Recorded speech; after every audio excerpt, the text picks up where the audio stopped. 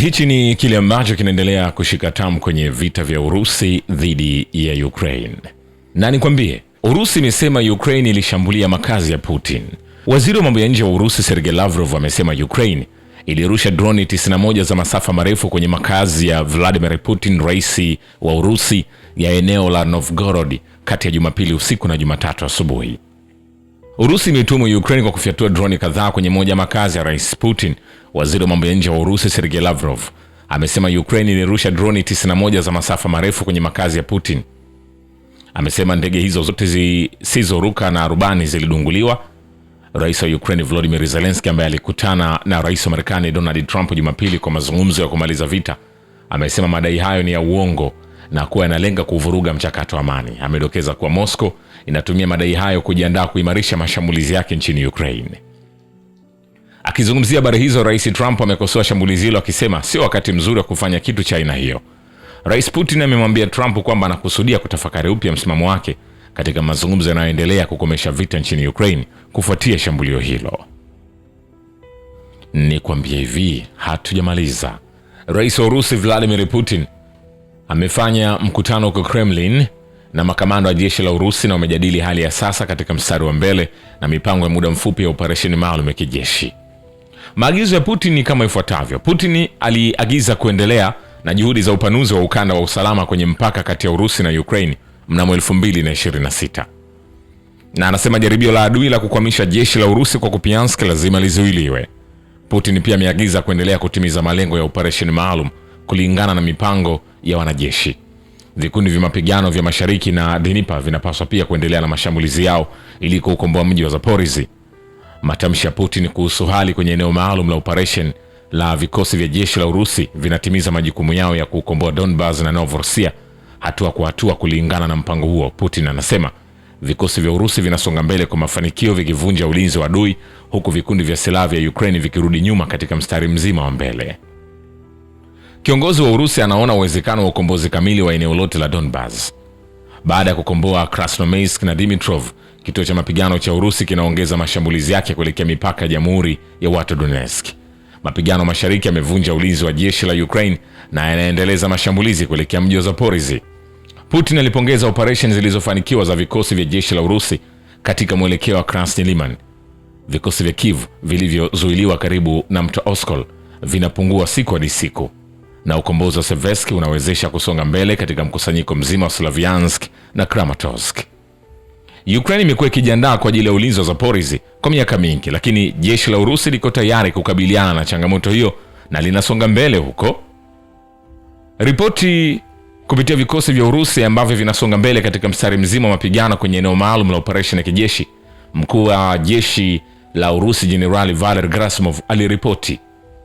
Anasema wanajeshi wa Urusi wamekomboa makazi 334 kwa mwaka mzima katika operation maalum ya kijeshi nchini Ukraine, na zaidi ya kilomita za mraba 700 za eneo na makazi 32 tayari yamekombolewa mwezi Disemba. Wanajeshi wa Urusi wamekamilisha ukombozi wa makazi ya Dibrova katika Jamhuri ya watu Donetsk na Bogoslavka katika mkoa wa Kharkov. Wanajeshi wa Urusi wanasonga mbele kikamilifu katika mji wa Krasny Liman, wakiendelea na juhudi zao za kuangamiza vitengo vya jeshi la Ukraine. Wanajeshi wa Urusi pia wameweka udhibiti wa sehemu ya kusini na mashariki ya makazi ya Grishon katika Jamhuri ya watu Donetsk, na vikosi vya Urusi vinaendelea kuangamiza maadui mashariki mwa Kupiansk, huku eneo linalodhibitiwa na kundi lililozingirwa la vikosi vya wanajeshi vya Ukraine likipunguzwa kwa zaidi ya mara 2. Lakini pia Putin aliambiwa karibu nusu ya makazi ya Novopavlovka tayari yamekombolewa, na vikosi vya Dnipro vya kundi la vita vinafanya mashambulizi kuelekea mji wa Zaporizhzhia.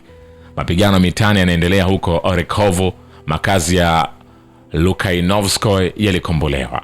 Wanajeshi wa Urusi pia walipata kiwango chao cha juu zaidi cha kusonga mbele katika mwaka mmoja kwenye eneo la operation maalum ya kijeshi mwezi Disemba. Waziri wa ulinzi Andrei Belosov alisema ziko ripoti za makamanda mbalimbali wa Battle Group mbalimbali, Battle Group North, Battle Group ya Magharibi, Battle Group ya Dnipro, waliweza kuripoti pia hali kwenye uwanja wa kivita. Upande wa kamanda wa Battle Group North anasema kikosi cha vita cha Urusi kaskazini kinapanua eneo la usalama katika eneo la mpaka na tayari kimesonga mbele kwa kina ya kilomita 60 katika mkoa wa Sumy. Kamanda wa kundi hilo Kanali Jenerali Yevgeny Nikiforov aliripoti. Wanajeshi wa Battle Group kaskazini wa Urusi wamechukua udhibiti wa zaidi ya kilomita za mraba 900 za ardhi katika mikoa ya Sumi na Kharkov. Wanajeshi wa Urusi wako chini ya kilomita 20 zilizosalia kutoka makazi ya Sumi kwenye mkoa wa Sumi. Lakini kamanda wa Battle Group Magharibi, huyu ni Sergei Kuzovlev, alisema vikosi vya Urusi vimekata njia kuu za usambazaji wa vikundi vyenye silaha vya Ukraine karibu na Krasny Liman, na anasema vikosi vya mashambulizi vya jeshi la 25 vinasonga mbele magharibi na kupanua eneo lao la kudhibiti kando ya mto Seversk Donetsk. Na nikwambie tu, ripoti ya kamanda wa Battle Group South anasema vikosi vya Urusi vinafanya operation za kuangamiza maeneo katika wilaya ya kaskazini mashariki mwa Konstantinovka katika Jamhuri ya Watu Donetsk, na hadi 45% ya mji uko chini ya udhibiti wa Urusi. Kamanda Battle Group South Lieutenant General Sergei Medvedev aliripoti. Lakini pia upande wa kamanda wa Battle Group Dnipro, wanajeshi wa Battle Group hiyo wa Urusi wamekomboa makazi 5 kwenye mkoa wa Zaporizhzhia katika miezi miwili. Kamanda wa kikundi cha vita Kanali General Mikhail Teplinsky aliripoti. Vikosi vya mbele vya Battle Group Dnipro sasa viko kilomita 15 kutoka vitongoji vya kusini mwa jiji la Zaporizhzhia. Nikwambie hivi, hatujamaliza. Vile Rais wa Urusi Vladimir Putin ameagiza kuendelea na juhudi za upanuzi wa ukanda wa usalama kwenye mpaka kati ya Urusi na Ukraine mwaka 2026. Anasema hii ni kazi muhimu sana kwa sababu inatoa usalama wa maeneo ya mpakani mwa Urusi. Kazi hii inapaswa kuendelea mwaka 2026. Kiongozi wa Urusi aliipongeza Battle Group North kwa juhudi na matokeo yake yaliyopatikana na wafanyakazi. Vile wanajeshi wa Urusi wameweka udhibiti wa sehemu ya kusini mashariki ya makazi ya Grishon katika Jamhuri ya Watu Donetsk. Chief of General Staff wa jeshi General Valery Gerasimov anasema ni kurejesha tena kwa Rais Putin. Kikosi cha mapigano cha Urusi mashariki kimevamia ulinzi wa jeshi la Ukraine na kinaendeleza mashambulizi ili kuelekea mji wa Zaporizhzhia. Putin anasema kwenye mkutano kuhusu hali katika eneo la operesheni maalum ya kijeshi. Anasema hali nzuri inaendelea kwenye eneo la operesheni la kikosi cha mapigano mashariki katika mkoa wa Zaporizhzhia. Wanajeshi wa kikosi cha mapigano wamevuka mto Gaichur kwa nguvu, wamevamia ulinzi wa adui na wanaendeleza mashambulizi kuelekea Zaporizhzhia kwa kasi nzuri. Mnamo Disemba, kikosi cha mapigano mashariki cha Urusi kilikomboa zaidi ya kilomita za mraba 200 za eneo na makazi 10 ikiwa ni pamoja na mji wa Gulyaipol, Putin alisema. Vile vikosi vya Urusi vinasonga mbele kwa mafanikio vikivunja ulinzi wa Ukraine na kuwalazimisha wanajeshi wa Ukraine kurudi nyuma katika mstari mzima wa mapigano. Rais wa Urusi Vladimir Putin anasema.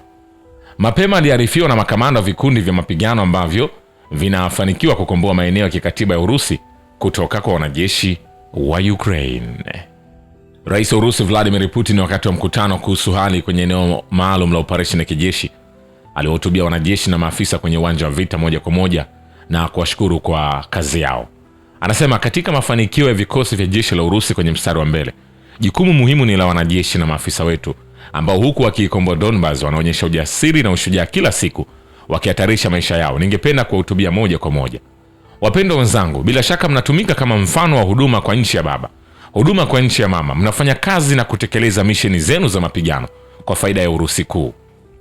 Ninawashukuru kwa huduma yenu ya kishujaa kwa nchi ya baba na ninawatakia mwaka mpya mwema. Ningependa tena kutoa maneno yangu ya shukrani kwa wanajeshi wote wa Urusi ambao kwa sasa wanafanya misheni za mapigano kwenye mstari wa mawasiliano, kwenye mstari wa mbele. Mkuu wa nchi alihitimisha. Shukrani kwa baba ya kivita na historia ya dunia. Mimi ni Richard Shio, The Rich Voice. Ni follow Instagram na TikTok kama Rich Voice Official. Asante.